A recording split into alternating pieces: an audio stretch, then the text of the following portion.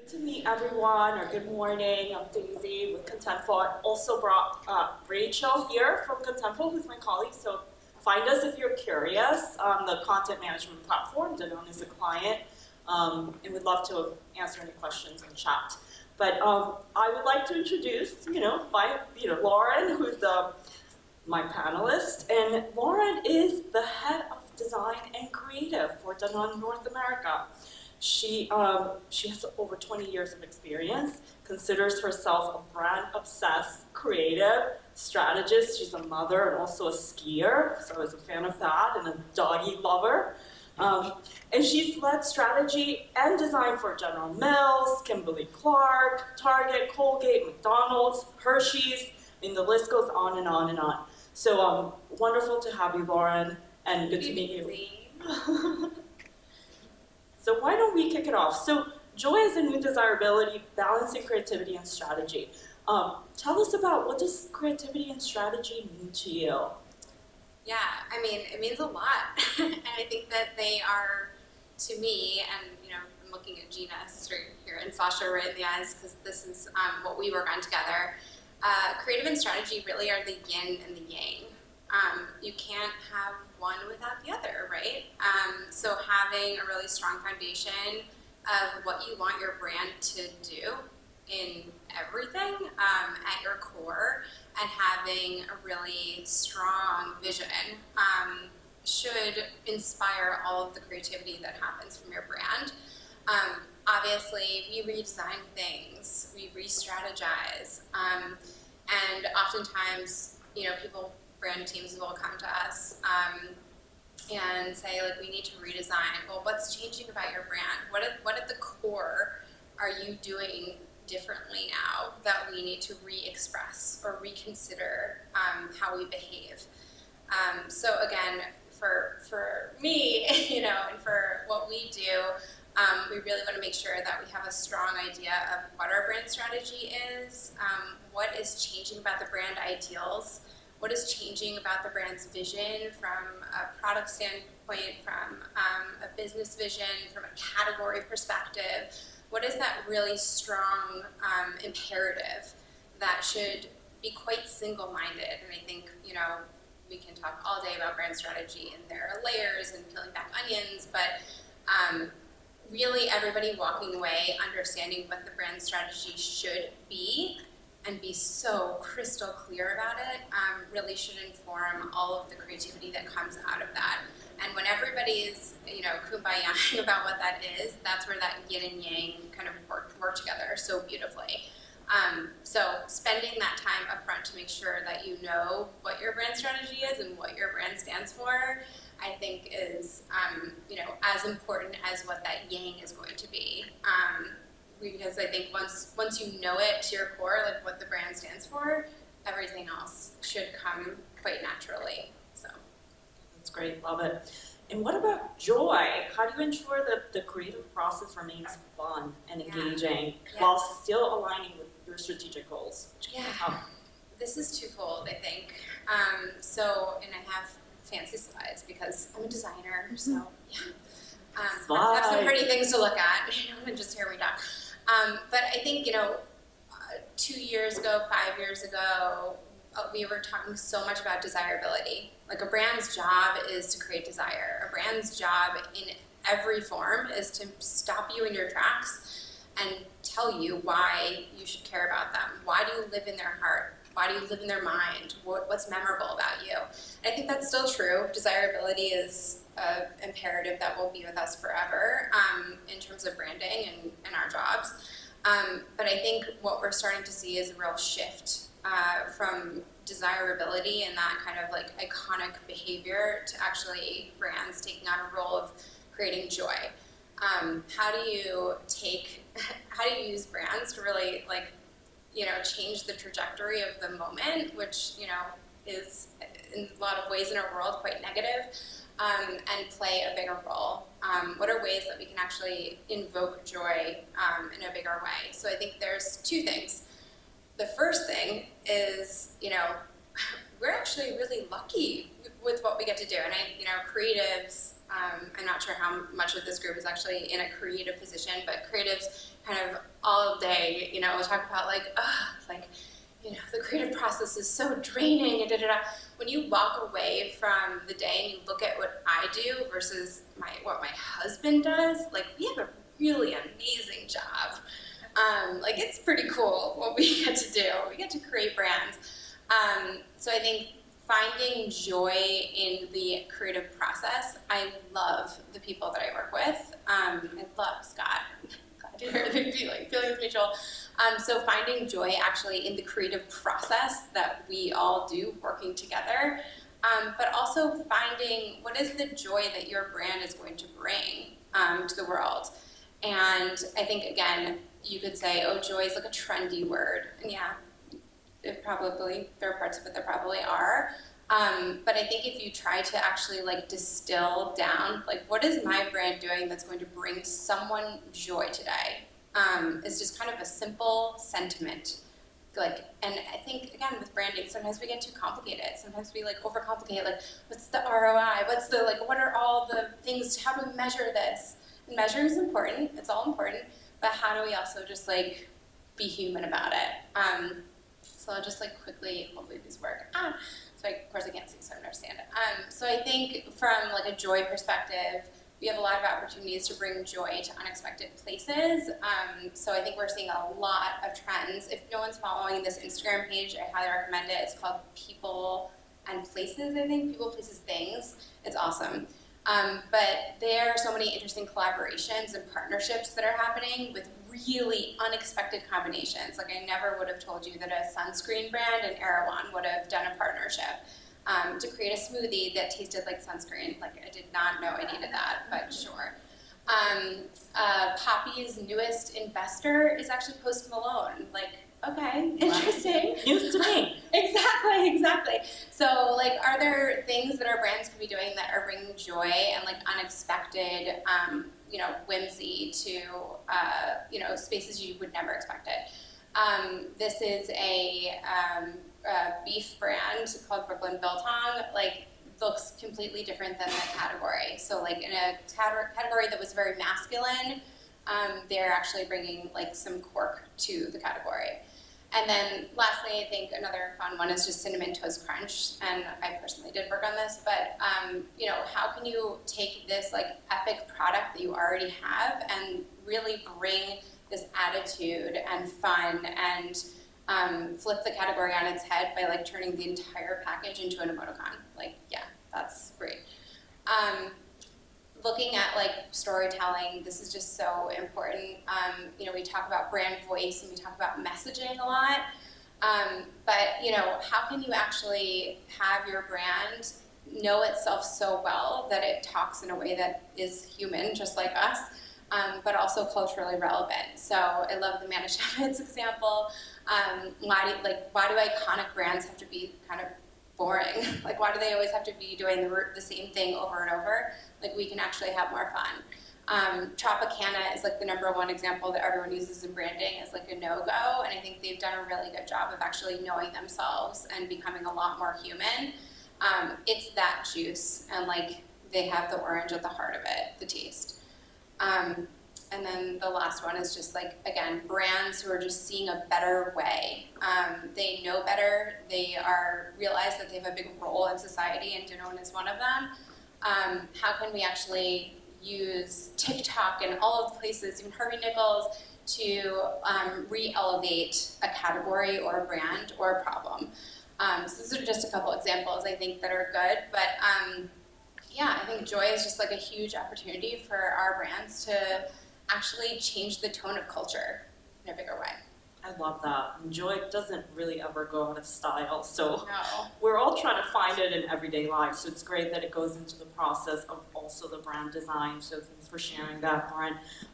So a lot of what you share sounded perhaps, very safe, just making sure that you're delivering for your audience and culturally, involved in telling stories. How about when the opposite happens?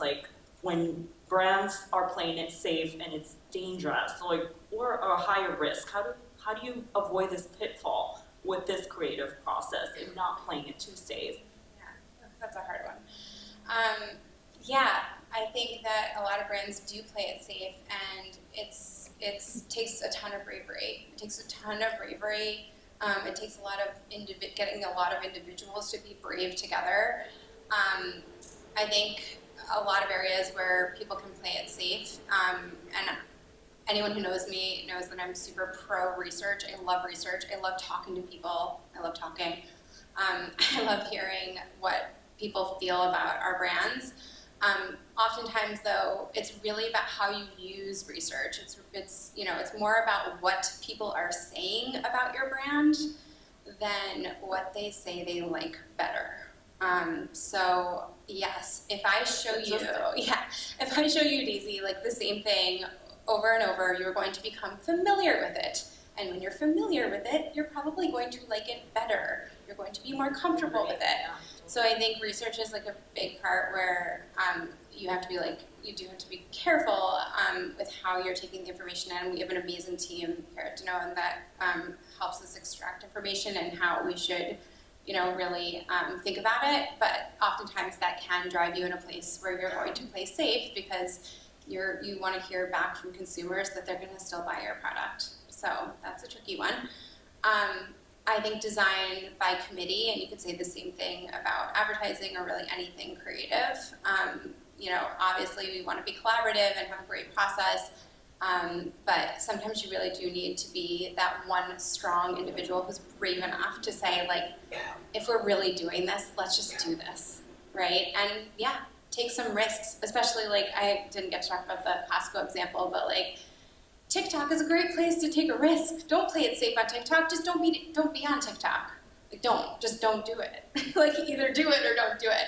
So I think thinking about where you can be brave and there's a lower risk is really important. Because again, like something that you do on TikTok that fails is a lot less serious than obviously something in a retail environment where you're going to lose shelf space. So weighing the risk, but also, as an individual contributor to the creative process, if you really feel like your brand is playing it safe, be the brave one to speak up. Speak up, yeah. See something, say something. See something, say something. And what about, this is an exciting question that I think everyone may light up to hear. Describe a moment when a creative idea gave you goosebumps. An insight. Yeah. I think Cinnamon Toast Crunch is probably one that was really interesting just because like the brief that they came to us with was quite different than where we took it. But they were losing relevancy and we were doing research with tweens, teens. We weren't sure actually at that time like what that divide was. But yeah, it really, all these kids basically just said, like, this cinnamon and sugar is epic. It's just so epic.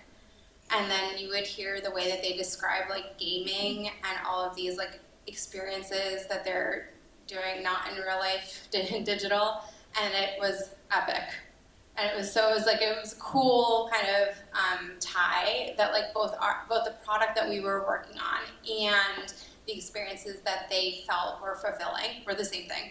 So like, how do we connect that with the brand? So that was a good one. I think another goosebumps moment, because this was early in my career, and I don't even know if Michelle Fro is here, but I worked on You by Kotex, which at the very beginning, before it was like even a brand, and it was another brand that Kotex was launching to relate to younger women. But I think a strong insight there was like, we don't need to like hide having our period anymore. Like, we all have our period. And this experience and the way that like this category is talking to us is really boring. So I think like the insight there is like, we don't need to have this be a lackluster experience. We don't need to be ashamed of carrying a tampon to the bathroom. So we made the tampons like hot pink with all these like fun, fashionable patterns on them. Not lipstick. Yeah, exactly. And like, taking the shame out of it and using design and creativity to do that, I think was really awesome. I love it, love it. So when have you actually challenged established traditions and that led to a breakthrough? I think some of this maybe you touched on. along, the lines of not playing it safe, but, challenging traditions can also be a tricky thing to do. Yeah, that's a good question. I think Kotex is definitely a good one, right? Like finding a category that is no longer speaking to you, and I think finding like consumers when they're getting into auto mode in a category and like changing it up, I think is really important. But then there are some traditions that you don't want to change like a ton. I worked at McDonald's before coming here, and that was really interesting, going to like Hamburger University and like learning about all the important things. But that was one where like we tried to change up some of the traditions, and like people actually didn't really want a whole lot of change. But what we did was like changed the simplicity of the fry packaging to like again visualize like more of what people thought it looked like in their memory. We had them do like a lot of memory drawings. And so a lot of the packaging was inspired by that. So it was somewhat challenging the tradition, but not taking the specialness away from McDonald's, because like that is so special. But I would say like, yeah, traditions, it's a hard thing because people love traditions. People love memories. And if your consumer remembers something about your brand, kind of good or bad, changing traditions, again, can have like the good or bad effect. I am stuck on Hamburger University. My son cannot find out about this. It's not that. I think your son would be bored. But. So what about just gaining deeper insights into consumers? Like, in order to obviously constantly deliver this creativity, how do you gain those insights? What is part of the process? What you do? Yeah. So I think this is where research is so valuable.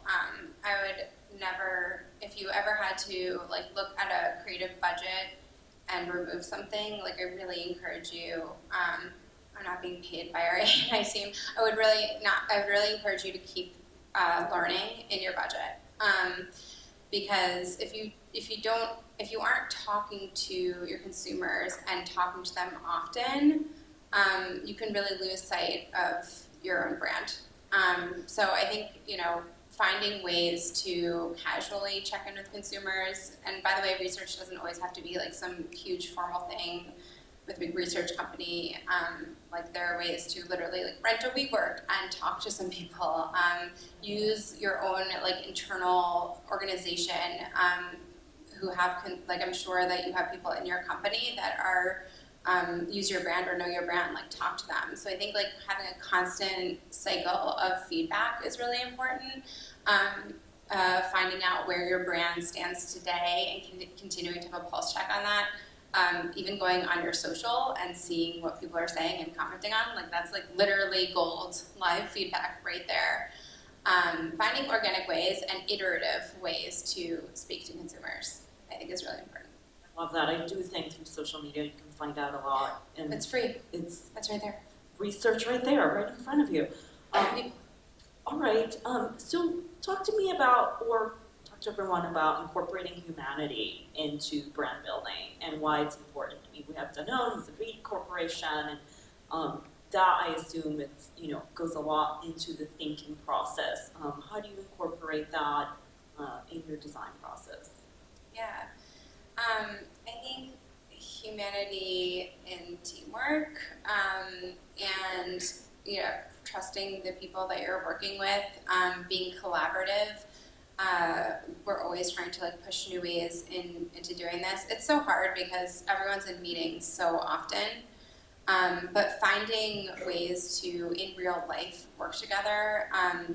So for design, we have a tool called Miro. Anyone who's at Danone probably has already sat in a session with me or my team doing this, but we like to bring people in the moments where they're going to see stuff that is wrong for the brand. That is a good thing. And this is hard. It's really hard with creativity to get people to be patient.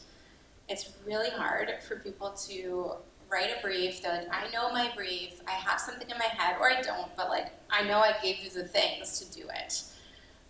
So I think a lot of humanity comes in like trusting your team and working together. We bring people into this program called Mira where we literally throw everything on the wall. Like if we were to take your brand and create a war room, remember those days, I don't know, in 2000s or something, where we like do a war room. Still do war rooms. Oh, good for you. Okay. Well, I wish we could bring that back. But, you know, we'd sit by the printer, print things out, put it on the board, bring people in, have people rip things off the wall, whatever. Yeah, so I think like bringing people more into our process and being scrappier in the way we work and looking at less decks, looking at less finished product and actually building them together, more Post-it notes, I think is like, you know, where the humanity needs to continue to come more into the process. And again, like shaping things together in a way that is collaborative. And I think that like, again, consumers, like, I think sometimes they can see something and like feel that it was like over marketed. So I think the more like real we are and the more we shape things together in teams and working teams and like get our hands dirty, so to say, together, the more humanity comes into the process. Love that. Over marketing. Don't you all know a little too well? I know. And it's easy to say, like, it's easy for me to say that because we probably do still over market, but I think people can see. I think people can see through it now because like everything has become so evolved. Well, everyone looks so serious. Any questions from the audience? Any questions for Lauren? We're so excited for all the speakers today. You have some really good stuff. I know you have a great lineup. I know your coffee's just kicking in and you're still, but if for the digital inspiration that you talked about, is there physical inspiration at home in the shopping stores? Do you list over here people talking about your brand or some feedback there as well? Just where do you get that inspiration from? Interesting.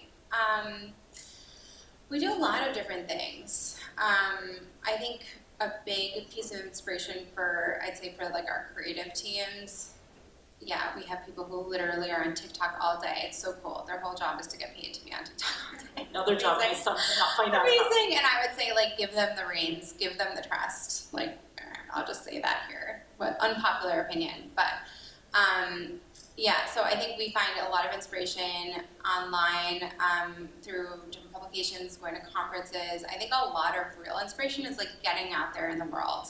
And I know we're still all just like bouncing back from COVID, but doing like creative walkabouts, I think are really inspirational. Like if we have a brand that's around gut health, like actually walking around the city, talking to nutritionists, talking to people who don't do what we do and seeing how other brands are behaving. Obviously it goes without saying, and someone's gonna talk about challengers and icons, but really watch the challenger brands.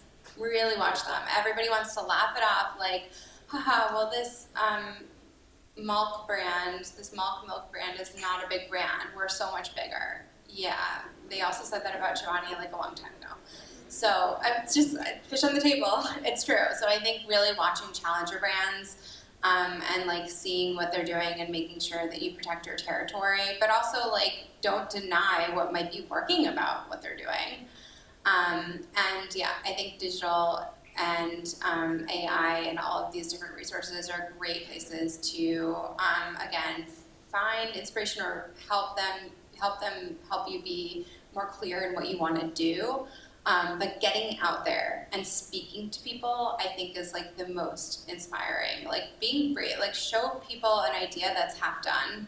Show like, if you know a mom and you're working on a project for moms, like talk to a mom. It's okay. Like it doesn't always have to be the perfect consumer or the perfect situation. Like be open to feedback more often in your process. And I think you'll actually find more inspiration in that than sometimes our more formal branding, marketing processes. Love that. Any other questions? No? One more. Hi there. Thank you so much for sharing your insights and your processes. How do you go about leadership or some of your teammates or some of your clients coming to you with tactics versus creative strategy? That's a good one.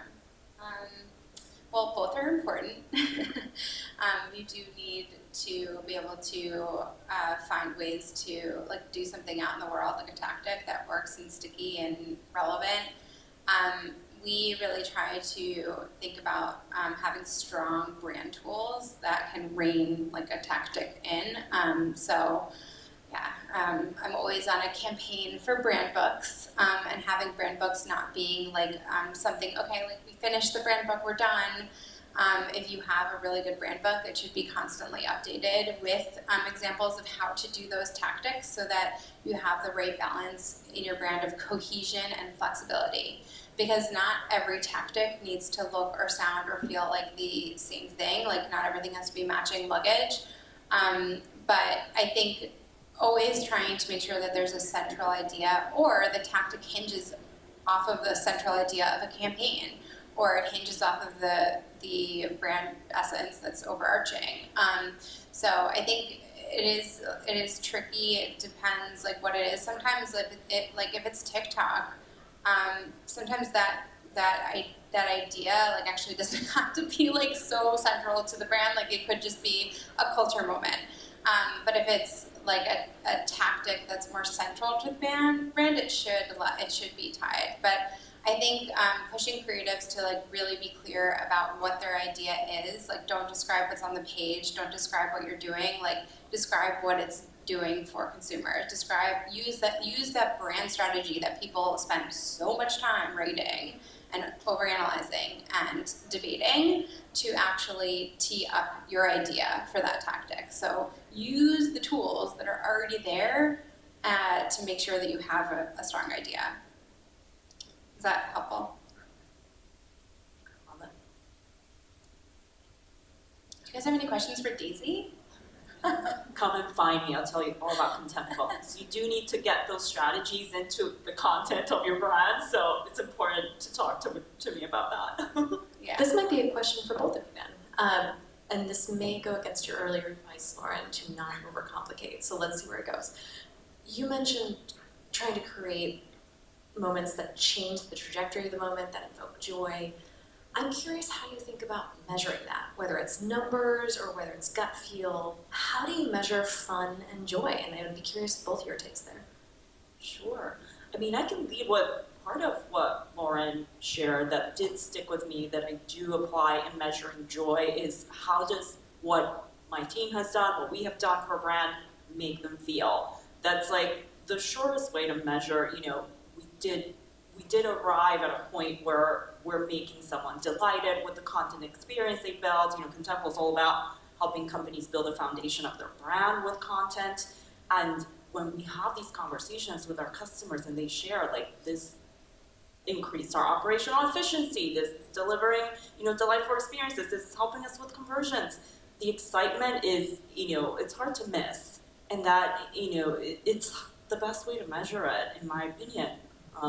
Even though, when we miss the mark there, it's all about iterating and how do we get better at, about getting our audience and our consumers to actually understand what Contentful can do. Yeah, I think for like branding, especially when it comes to design specifically, we do use research as like our primary tool but I think it's like, again, using the research less about likability and really parsing it out of like, are we hearing the right emotions that are aligning with our brand? Again, I'll go back to social. I think social is a really good place to like. Great point too. I do. I think it's like a natural place. Like when you're doing research, you're paying individuals to tell you about your brand. There is a bias there, like automatically. So I think social is a good place to get feedback. Obviously, like your retail partners also are constantly giving us feedback on how we're doing. But yeah, I think like really with the feedback you're getting, what emotions are they talking about? Like, are they thinking of us as top of mind? Do they forget about us? But yeah, a lot of our primary tools are through research, honestly. Yeah. Does that help? I think that we're Thank you guys time so for one more much. question, actually. Oh, okay. Yeah. So, here you go.